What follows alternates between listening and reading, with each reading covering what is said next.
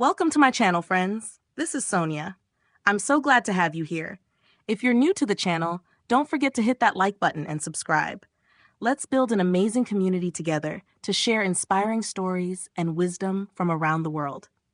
Today's story is about the last candle in the storm.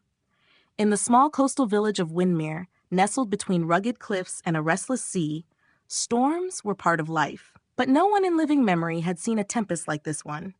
For days, relentless winds howled through the town, tearing roofs from homes and toppling trees.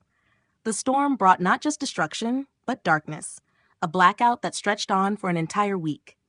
The villagers huddled in their homes, paralyzed by fear and uncertainty.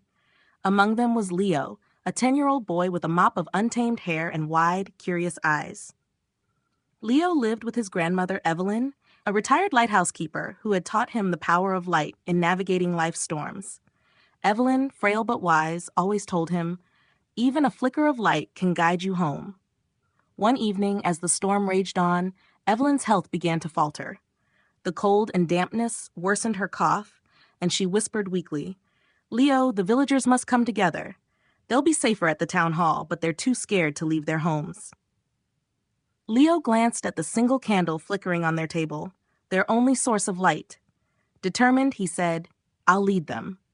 Clutching the candle and shielding it from the gusts with a cracked glass lantern, Leo stepped out into the storm.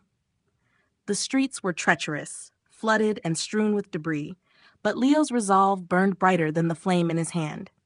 The first house he reached belonged to Mr. Hargrove, a grumpy fisherman who rarely spoke to anyone. "What are you doing out, boy?" Mr. Hargrove barked, but his voice wavered when he saw the determination in Leo's eyes. "The town hall is safe," Leo said firmly. "We need to stick together." Mr. Hargrove hesitated, then nodded, grabbing his coat. As they moved through the village, Leo knocked on door after door, the candle's glow reflected in the frightened eyes of Miss Clara, the shy baker who lived alone, and the Gomez family, who had 3 young children. One by one, the villagers joined the procession, their faith growing, as Leo's light cut through the darkness. At times, the wind threatened to snuff out the candle, but Leo shielded it with his small hands, his grandmother's words echoing in his mind.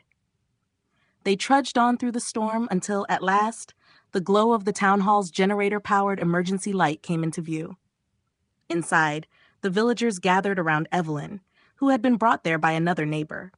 She smiled at Leo, her eyes brimming with pride. "You were their lighthouse, my boy." Over the next few days, the villagers shared resources, warmth, and stories, finding strength in their newfound unity. When the storm finally passed, Windermere wasn't the same.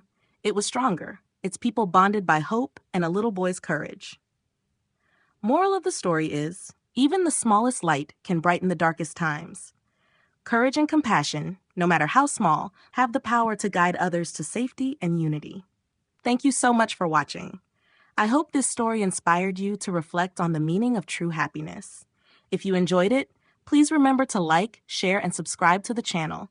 Every bit of your support helps us bring you more meaningful stories.